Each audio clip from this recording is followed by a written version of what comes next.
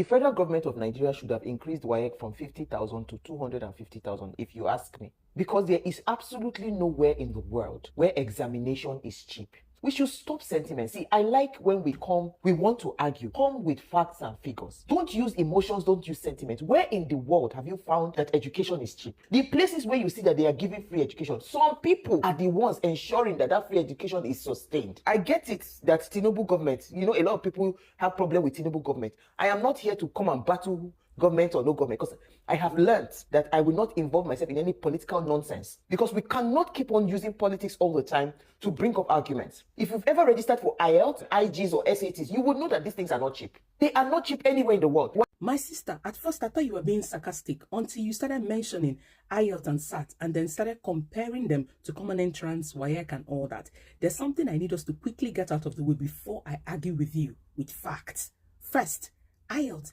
is a ripoff, is an exam we write to prove to other countries that we can speak their language, especially English language.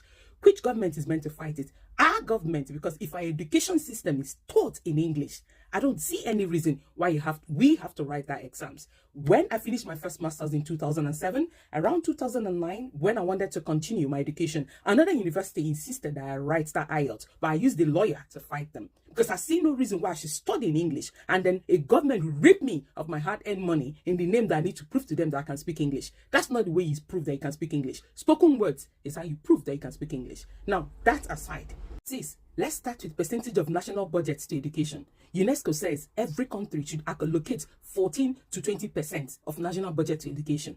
Now, let's compare three countries, Ghana, Nigeria, and United Kingdom. Let's use 2025 as a yardstick. Are you aware that Nigeria invested only 7% of national budget allocated to education? Meanwhile, Ghana allocated 20-something% to education. Then that of United Kingdom, I'll leave you to do the maths. Of course, you know this is going to be very high. UK doesn't play with education. That's why they have one of the best in the world.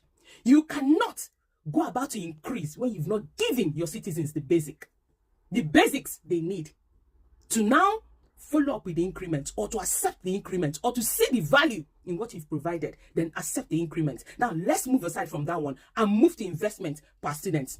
Are you aware that United Kingdom invests about $10,000 to $15,000 per student in a year? It can be primary, it can be secondary, it can be tertiary institution. Are you aware? Per year. Then let's go to Ghana. In 2025 alone, Ghana invested about $500 to $900 per student in a year. Now, let's come back to our own dear country, Nigeria. Nigeria invested about $30 only, or even less, to a student per year. These are all arguable facts. It is there on UNESCO website for you to see. You can also